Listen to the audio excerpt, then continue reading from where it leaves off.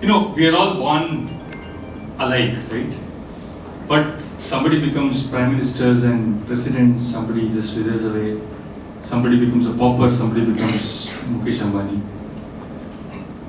Somebody becomes a thief, somebody becomes a philosopher or a saint. Why? Of course, a lot depends upon the circumstances that we are born into and the company that we keep, but a lot depends upon the kind of choices that we make during the course of our lives. And choices and choices and choices are there, and that's exactly what this book is all about, honestly. Should I sleep in the afternoon and skip that difficult lesson? Or should I skip the sleep and look at the difficult lesson and get those 5 extra marks in the exam? It's a choice every child faces every day, right? Should I spend my pocket money on ice cream or should I buy a vada pav for the poor homeless guy who's sitting in front of me? It's a choice that child has to make. As adults, should I pay that GST and income tax and everything and earn a little less? Or should I just find a way out and earn more, right? It's the choices that we all make as adults, right? So, essentially, when people like me retire, we all talk about, I should have taken this particular route in my childhood, I would have become much more enriched and all of that. It's too late, right? Let's not talk about that. But honestly, the choice that the Gen Z who spoke a little ahead faces is very simple. They have tons and tons of energy. And imagine if this energy were to be channelized in the right manner, what miracles they can do for this country and for the world. And at the same time, if it's the other way around, what disaster it could be. The question is that how do I make the right choice at the right moment, not when I'm retired, right? Then you're only pontificating, right? How do I make that right choice at the right moment? Isn't it such a difficult thing?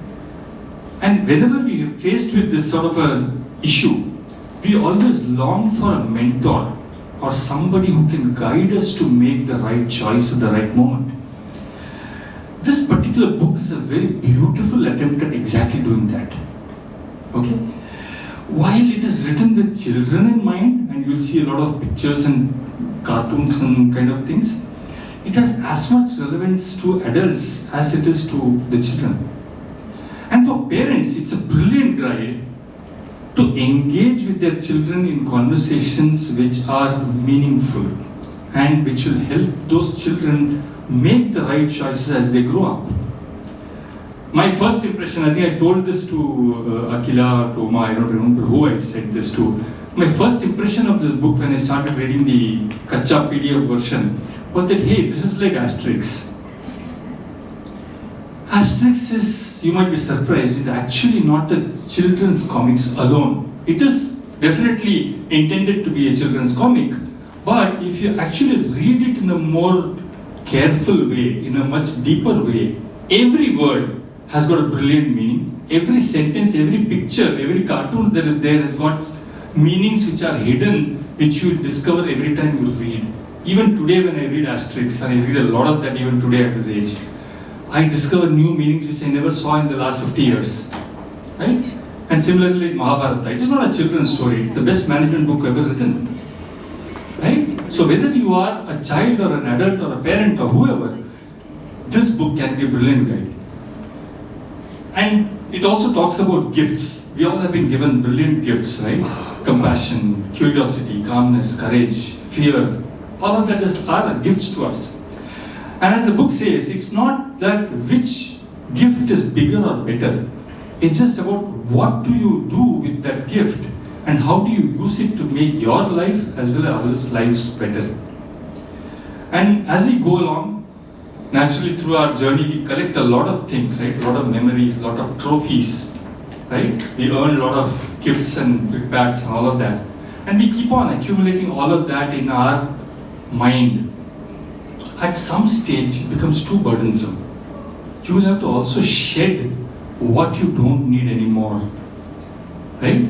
It's like, you've been gifted a brilliant chocolate, right? It comes in such a wonderful package. What do you do with the wrapper? When you finish eating the chocolate, would you keep on accumulating those wrappers all your life?